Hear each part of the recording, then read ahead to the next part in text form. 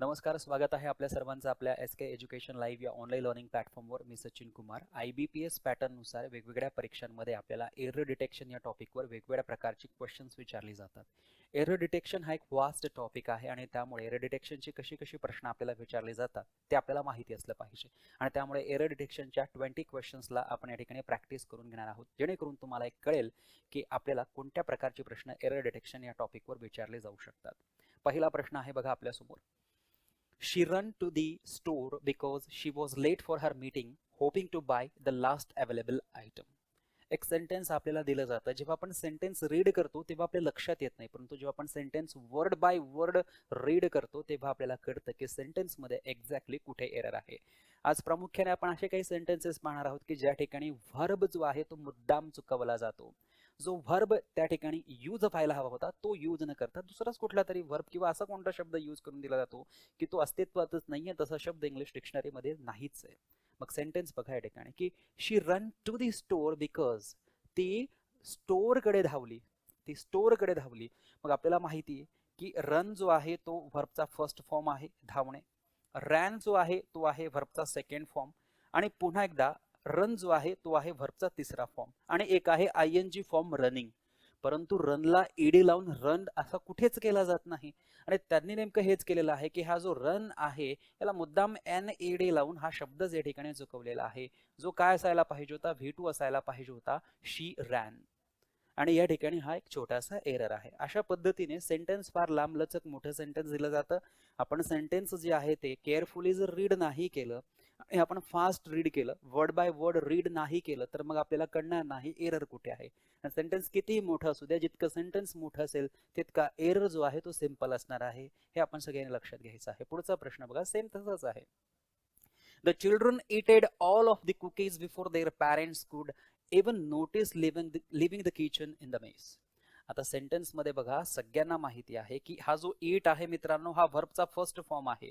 त्यानंतर एट जो आहे तो व्हर्बचा सेकंड फॉर्म आहे. आणि त्यानंतर इटन जो आहे तो व्हर्बचा तिसरा फॉर्म आहे. हे सगळं आपण कुठे शिकलेलो होतो? इयत्ता 5वी मध्ये. मग या ठिकाणी द चिल्ड्रन तुम्ही बघा, एक सब्जेक्ट आहे. सब्जेक्ट नंतर हा इटेड जो आहे हा काय आहे? V2 म्हणून वापरण्यात आलेला आहे. आणि V2 हा इटेड नाहीच आहे. V2 काय आहे? एट आहे. म्हणजे हा इटेड चुकीचा आहे. या ऐवजी काय असायला पाहिजे? एट असायला पाहिजे. म्हणजे एरर कुठे आहे मित्रांनो? तर एरर आहे ऑप्शन ए, पार्ट ए मध्ये. ऑप्शन 1 आपलं करेक्ट उत्तर होईल या ठिकाणी. आता बघा पुढची प्रश्न, जसं तुम्ही सेंटेन्स रीड करणार इमिजिएटली तुम्ही आन्सर देणार. हे जितकं मी तुम्हाला एक्सप्लेन करतोय त्यापेक्षा आता पुढचा सेंटेन्स, पुढचा प्रश्न तुमच्या स्क्रीनवर समोर येता बरोबर तुम्हाला आन्सर जे आहे ते कळलं पाहिजे की ऑप्शन काय असणार आहे.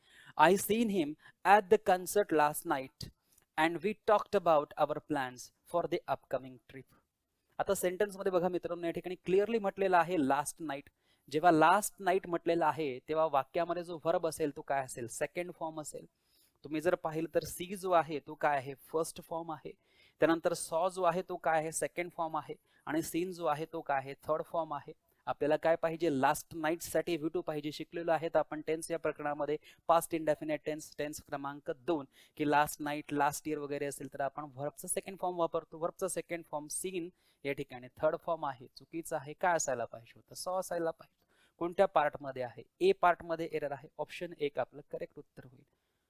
सो मी फक्त या ठिकाणी तुमचा अप्रोच डेव्हलप करतोय की तुम्हाला सेंटेन्स बघता बरोबर आन्सर जे आहे ते देता आलं पाहिजे. पुढचा प्रश्न बघा. He drive to the beach without realising how long the drive would take, making it difficult to enjoy the day. Sentence मध्ये बघा, आपल्या सगळ्यांना माहिती आहे की ड्राईव्ह फर्स्ट फॉर्म आहे, ड्रो सेकंड फॉर्म आहे आणि ड्रिव्हन जो आहे तो थर्ड फॉर्म आहे. इकडे सेंटेन्सचा सब्जेक्ट जो आहे तो आहे ही, आणि सब्जेक्ट नंतर जनरली आपण V1 ला S लावणार किंवा V2 वापरणार, डायरेक्टली V3 वापरणार नाही. आणि हा V3 पण नाही, हा ड्राईव्ड शब्द या ठिकाणी मुळात चुकीचा आहे. इथे काय असला पाहिजे होता? ड्रोव असायला पाहिजे होता. हा शब्द चुकीचा आहे. ए मध्ये एरर आहे. म्हणजे ऑप्शन 1 आपलं करेक्ट उत्तर होईल. सो अप्रोच आपला डेव्हलप झाला पाहिजे मित्रांनो. सेंटेन्स रीड करत असताना जेव्हा तुम्ही word by word sentence read करणार तेव्हा तुमच्या क्लिअरली लक्षात येईल.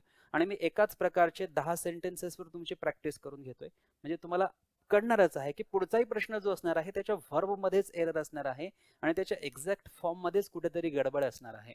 एकदाचा हा अप्रोच आपला डेव्हलप झाला की आपण ते बघायला शिकतो. एखाद्या सेंटेन्स मध्ये आपल्याला जेव्हा कळतं की या ठिकाणी एरर असू शकतो, त्या शक्यता आपण या ठिकाणी पाहत आहोत की ही शक्यता आहे की या शक्यतेनुसार आपण जर गेलो तर आपण पाहिलं की व्हर्ब मध्ये एरर आहे का, आणि व्हर्ब मध्ये जर एरर असला तर मग आपल्याला इमिजिएटली तो कॅच करता येतो. पुढचा प्रश्न, after finishing the book I brang it back to the library. की आफ्टर फिनिशिंग द बुक म्हणजे पुस्तक वाचून झाल्यानंतर I brang it back to the library, मी लायब्ररीमध्ये ते परत घेऊन आलो. Where I met a friend, जिथे मी मित्राला भेटलो माझ्या. I hadn't seen in years, की ज्याला वर्षापासून मी पाहिलं नव्हतं. मग सेंटेन्स मध्ये बघा मित्रांनो की आपल्याला माहिती आहे की ब्रिंग जो आहे तो व्हर्बचा फर्स्ट फॉर्म आहे. ब्रिंग म्हणजे आणणे, आणि ब्रिंगचा सेकंड फॉर्म जो आहे तो काय आहे, ब्रॉट आहे. BROUGHT brought. आणि तिसरा फॉर्म जो आहे तो पण काय आहे, BROUGHT ब्रॉटच आहे, व्हर्बचा तिसरा फॉर्म. या सेंटेन्स मध्ये ब्रँग लिहिलेला आहे, हा शब्दच नाहीये मुळात. या ठिकाणी ब्रॉट असायला पाहिजे होते की I brought it to library, मी लायब्ररीमध्ये ते परत आणले. I brought it back to the library. So या ठिकाणी आपण पाहिलं ब्रॉट जो शब्द आहे तो पाहिजे होता, ब्रँग चुकीचा आहे, बी मध्ये आहे. ऑप्शन 2 आपलं करेक्ट उत्तर या ठिकाणी होईल मित्रांनो. सिमिलरली यासारखा पुढचा प्रश्न तुम्ही उत्तर द्या. The teacher knowed all the answers to the students questions and she was able to explain everything clearly. टीचरला आधीच माहिती होतं की विद्यार्थ्यांना कोणते प्रश्न पडलेले आहेत किंवा कोणते प्रश्न पडतात किंवा कोणते प्रश्न पडले, आणि म्हणून she was able to explain everything clearly, म्हणून तिने काय केलं, एव्हरीथिंग क्लिअरली एक्सप्लेन केले. मग बघा द टीचर नंतर हा जो नोड आहे हा नोड V2 म्हणून वापरलेला आहे. मग सगळ्यांना माहिती मित्रांनो नो जो आहे KNOW माहित असणे हा वर्बचा फर्स्ट फॉर्म आहे. KNEW न्यू जो आहे हा वर्बचा सेकंड फॉर्म आहे, आणि KNOWN नोन जो आहे हा वर्बचा तिसरा फॉर्म आहे. मग या ठिकाणी V2 पाहिजे, हा नोड जो आहे हा शब्दच नाहीये, हा शब्दच नाहीये. इथे काय असायला पाहिजे होता, न्यू असायला पाहिजे होता, KNEW. हा शब्दच नाहीये तर हे चुकीचं आहे, ए मध्ये एरर आहे. ऑप्शन 1 आपलं करेक्ट उत्तर या ठिकाणी होईल. आणि हे सर्व व्हर्बची लिस्ट ऑलरेडी मी तुम्हाला दिलेली आहे. व्हर्ब चॅप्टर मध्ये तुम्हाला ही PDF दिलेली आहे की V1 V2 V3 ING आणि मराठी अर्थ नेमका व्हर्बचा काय होतो. जवळपास 250 ते 300 व्हर्ब्स त्या ठिकाणी दिलेले आहेत, जास्त पण असू शकतात. पुढचा प्रश्न बघा, they had went to the park early that morning hoping to avoid the crowd but it was still quite busy. सगळ्यांना माहिती मित्रांनो हे तर फार वेळेस विचारलं जातं की जेव्हा आपण हॅडचा वापर करतो तेव्हा व्हर्बचा तिसरा फॉर्म आपल्याला यूज करायचा असतो. या ठिकाणी हा जो हॅड आपण वापरलेला आहे यानंतर व्हर्बचा तिसरा फॉर्म यूज व्हायला पाहिजे, पण वापरला काय आहे, V2. सो गो काय आहे, व्हर्बचा फर्स्ट फॉर्म. वेंट काय आहे, व्हर्बचा सेकंड फॉर्म, गोचा सेकंड फॉर्म. आणि थर्ड फॉर्म काय आहे, गॉन. इकडे काय पाहिजे होता, इथे पाहिजे होता गॉन, दॅट इज V3. इथे वापरलेला आहे वेंट, चुकीचा आहे, ए मध्ये एरर आहे. ऑप्शन 1 आपलं करेक्ट उत्तर ठिकाणी होईल मित्रांनो. पुढचा प्रश्न बघा, she seated in the front row during the lecture taking notes as fast as she could to keep up with the professor. So sentence मध्ये क्लिअरली बघा आपल्याला माहिती आहे की सिट जो आहे तो फर्स्ट फॉर्म आहे, सॅट जो आहे तो सेकंड फॉर्म आहे, आणि सॅट जो आहे तो थर्ड फॉर्म आहे. V1 V2 V3 सिट सॅट सॅट. यांनी काय वापरलेला आहे, सीटेड. हा मुळात चुकीचा आहे. V2 म्हणून या ठिकाणी काय वापरला पाहिजे होता, सॅट वापरला पाहिजे होता, आणि म्हणून ऑप्शन 1 मध्ये येत आहे. ऑप्शन ए आपलं करेक्ट उत्तर या ठिकाणी होईल मित्रांनो. कदाचित तुम्हाला आता हे सोपं वाटत असेल, ज्यांना सोपं वाटत असेल ते स्किप करू शकतात, नो प्रॉब्लेम. परंतु जेव्हा सेंटेन्स मोठं असतं त्या मोठ्या सेंटेन्स मध्ये आणि परीक्षेच्या पॉवरमध्ये जे परीक्षेचं प्रेशर असतं त्या प्रेशरमध्ये बऱ्याचदा असे सेंटेन्स आपल्याला विचारले जातात आणि त्याच्यामध्ये इतका सिंपल एरर असतो, परंतु तो सिंपल एरर सुद्धा आपण कॅचअप करू शकत नाही, डिटेक्ट करू शकत नाही, बिकॉज ऑफ ओनली प्रेशर असतं एक्झामचं. आणि त्यातही आता कसं केलेलं आहे की पहिल्या ग्रुपला 6 इंग्लिशचे प्रश्न, दुसऱ्या ग्रुपमध्ये 7 प्रश्न, तिसऱ्या ग्रुपमध्ये 6 आणि चौथ्या ग्रुपमध्ये 6, अशा प्रकारे डिव्हिजन केलेलं आहे. त्यामुळे प्रेशर जे आहे ते आणखी वाढतं. ज्यांची प्रॅक्टिस चांगली आहे त्यांना काही प्रॉब्लेम नाही, परंतु ज्यांची प्रॅक्टिस नाही आहे ऑनलाईन एक्झामिनेशनची त्यांना मात्र थोडी अडचण येते. प्रॅक्टिस सगळ्यांसाठी महत्वाची आहे, आणि ज्यांना फार सोपं वाटत असेल स्किप करा, सोडून द्या बघणं. परंतु ज्यांना वाटत असेल की ही अजून आपली सुरुवात आहे एरर डिटेक्शनची, त्यांनी मात्र पुढे अवश्य बघा. पुढचा प्रश्न बघा, we buyed the tickets for the movie in advance so we wouldn't have to stand in line when we arrived. So clearly बघा, जेव्हा आपण म्हणतो मित्रांनो बाय म्हणजे काय, विकत घेणे, व्हर्बचा फर्स्ट फॉर्म आहे, आणि याचा सेकंड फॉर्म काय होणार, सेकंड फॉर्म होणार बॉट, BOUGHT. हाच सेकंड फॉर्म, हाच थर्ड फॉर्म. परंतु बायला ईडी कधीच लागत नाही. सो हा V2 म्हणून या ठिकाणी चुकीचा घेण्यात आलेला आहे. V2 म्हणून हा काय पाहिजे होता, बॉट म्हणजे विकत घेतले. सो ऑप्शन ए म्हणजे एक जे आहे ते आपलं करेक्ट उत्तर या ठिकाणी होईल. आणि शेवटचा प्रश्न या पॅटर्नवरचा. He was so excited that he rang his friend immediately, की तो इतका एक्साइटेड झाला की त्याने त्याच्या मित्राला लगेच रिंग केली, कॉल केला. Share the good news share करण्यासाठी, even though it was quite late, जरी ते लेट झालं होतं तरी. सो ही नंतर या ठिकाणी हा जो रंग आहे हा V3 आहे मित्रांनो, आणि सब्जेक्ट नंतर डायरेक्टली V3 घेता येत नाही. सो ही रँग पाहिजे होतं. बघा, रिंग जो आहे फर्स्ट फॉर्म, रँग जो आहे तो सेकंड फॉर्म, आणि रंग जो आहे थर्ड फॉर्म. सो या ठिकाणी रंग थर्ड फॉर्म डायरेक्टली घेतलेला आहे, तो नव्हता, रँग पाहिजे होता, V2 असायला पाहिजे होता. सो हे चुकीचं आहे, बी मध्ये एरर आहे, option 2 is the right option. So हे झाले 10 प्रश्न, की या 10 प्रश्नांमध्ये मी तुम्हाला हे सांगण्याचा प्रयत्न केला की व्हर्बचा एक्झॅक्ट फॉर्म जो आहे तो चुकवला जातो, आणि या शक्यतेवर आपल्याला म्हणजे हा जो पॅटर्न आहे या पॅटर्नवर आपल्याला IBPS पॅटर्ननुसार प्रश्नांची उत्तरं शोधायची आहेत, किंवा IBPS पॅटर्ननुसार अशी एरर डिटेक्शनची प्रश्न आपल्याला विचारली जातात. ॲडव्हान्स प्रकारचे पण क्वेश्चन्स आहेत ते आपण आपल्या ऑनलाईन कोर्समध्ये ऑलरेडी घेतलेली आहेत मित्रांनो. हे जे सुरुवात ज्यांची आहे त्यांच्यासाठी मी हे सांगतोय. पुढे बघा, by the time we arrived at the station the train has already left and we missed it completely. आता यामध्ये थीम महत्वाची आहे. या ठिकाणी एक शब्द जो आहे तो चुकवलेला नाहीये, तर या ठिकाणी थीम महत्वाची आहे की एक्झॅक्टली घडतं काय आहे, एक्झॅक्टली घडतं कोणत्या वेळेवर आहे, म्हणजे वर्तमानात घडतंय, भूतकाळात घडलं की भविष्यामध्ये घडणारी घटना आहे, याचा अंदाज आपल्याला सेंटेन्स थ्रू लावायचा आहे. काय म्हटलेलं आहे की by the time we arrived, by the time की ज्या वेळेला, वी अराइव्ड आम्ही पोहोचलो, अराइव्ड आमचं आगमन झालं, V2 म्हणजे घटना कुठे गेली, पास्ट मध्ये गेली.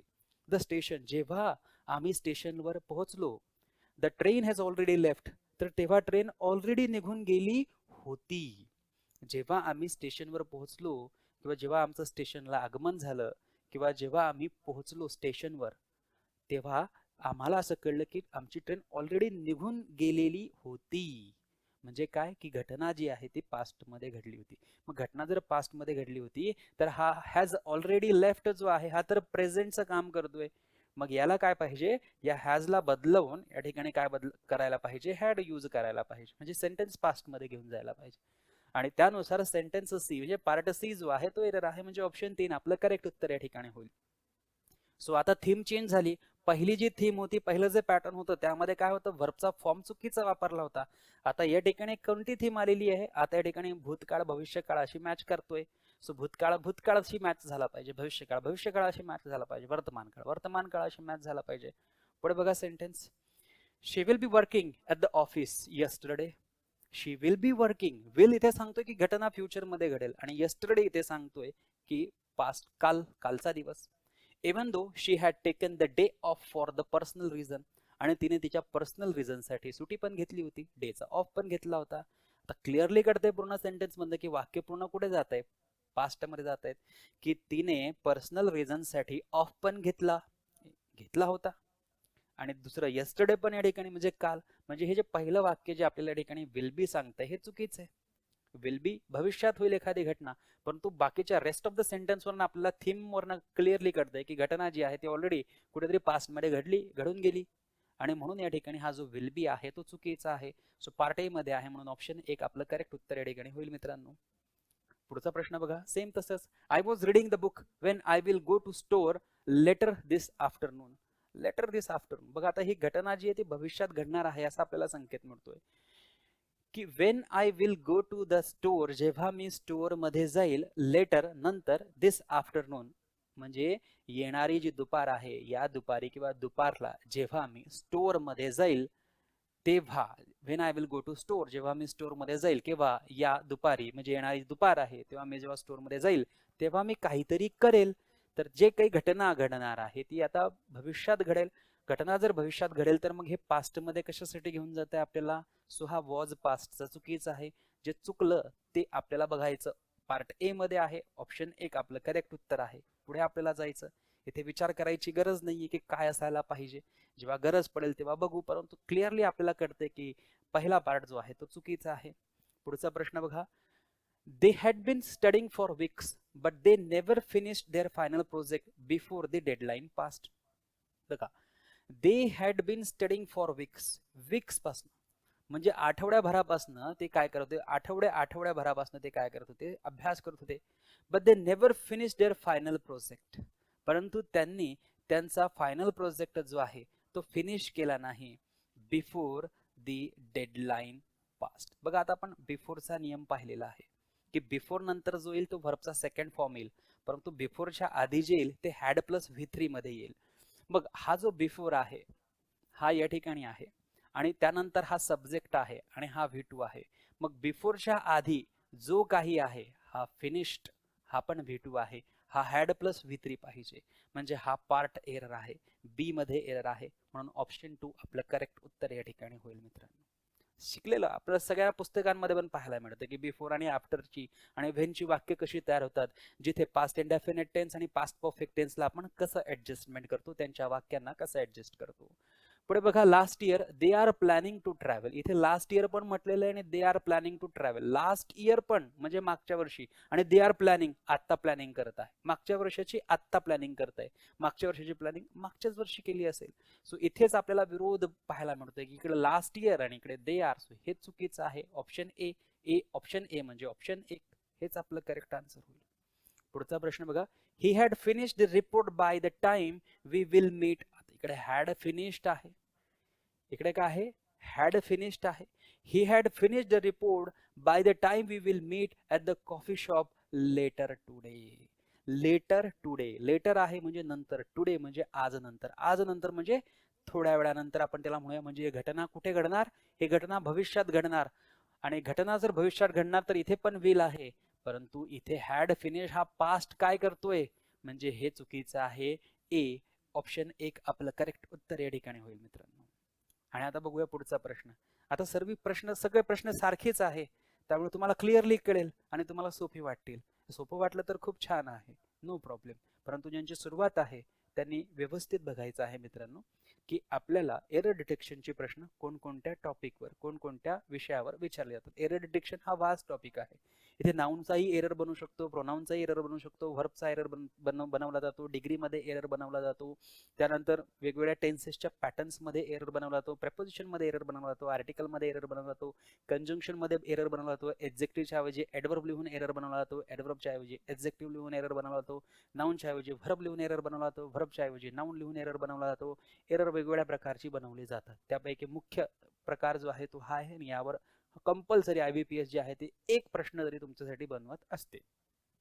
So when I was younger, जेव्हा मी तरुण होतो, I will go to beach, जेव्हा मी तरुण होतो तेव्हा मी बीचवर जाईल.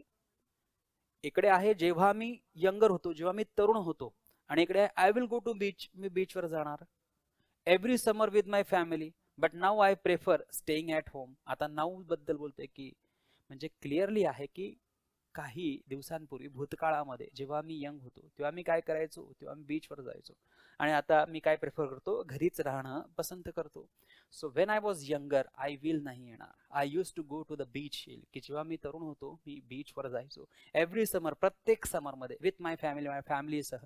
बट नाव, परंतु आता, I prefer studying at home, परंतु आता मी घरीच राहणं पसंत करतो. बी पार्टमध्ये एरर आहे, ऑप्शन 2 आपलं करेक्ट उत्तर या ठिकाणी होईल. कसला विरोध आहे, टेन्सेसचा विरोध आहे, घटनेचा विरोध आहे, की एकीकडे म्हणतोय की मी तरुण होतो तेव्हा, आणि दुसरीकडे म्हणतोय की भविष्यात काहीतरी करेल, परंतु पूर्ण वाक्याची थीम पास्टची आहे, पूर्ण वाक्य जे आहे ते पास्टमध्ये आहे, तर मग इथे फ्युचर काय करतंय, फ्युचर येणार नाही, विल येणार नाही.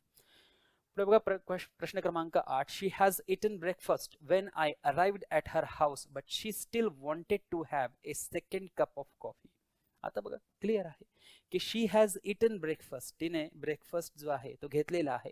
Wien I arrived at her house, जेव्हा मी तिच्या घरी पोहोचलो, आगमन झालं. But she still wanted to have, परंतु तरी तिला घ्यायचं होतं a second cup of coffee. So या ठिकाणी सगळं काही पास्टमध्ये आहे, तर हा हॅज प्रेझेंटचा काय करतोय, हा पण कशामध्ये पाहिजे, पास्टमध्येच पाहिजे. पार्ट ए मध्ये एरर आहे, म्हणजे ऑप्शन 1 आपलं करेक्ट उत्तर या ठिकाणी होईल. Question number 9, bye the time they graduate next year they had studied. इथे सांगतोय की जेव्हा पुढच्या वर्षी तो ग्रॅज्युएट होईल किंवा ते ग्रॅज्युएट होतील, पुढच्या वर्षी जेव्हा ते ग्रॅज्युएट होतील, दे हॅड स्टडीड, त्यांनी अभ्यास केला होता. हे काय, सो विरोधाभास आहे की पुढच्या वर्षी दे हॅड स्टडीड, इकडे म्हणतोय नेक्स्ट इयर, आणि लगेच इकडे म्हणतोय दे हॅड स्टडीड. सो चालत नाही, म्हणून बी जे आहे तिथे एरर आहे. ऑप्शन 2 आपलं करेक्ट उत्तर होईल. आणि शेवटचा प्रश्न, I am seeing the movie last weekend. आत्ताच सांगितलं की जर last weekend, last night, last Sunday, last Monday, last month, last week जर असेल तर V2 चा वापर केला जातो, ING चा नाही. V2 काय आहे? C चा V2 आहे. सो ए मध्ये एरर आहे. ऑप्शन 1 आपलं करेक्ट उत्तर होईल. सो पहिल्या 10 प्रश्नांमध्ये आपण पाहिलं की व्हर्बच्या फॉर्म मध्ये एरर होता. दुसऱ्या 10 प्रश्नांमध्ये आपण पाहिलेलं आहे की व्हर्ब जो आहे तो आता टेन्स सह थीम बनलेला आहे आणि त्या थीमवर आपल्याला त्या ठिकाणी प्रश्न जे आहेत ते विचारलेले आहेत.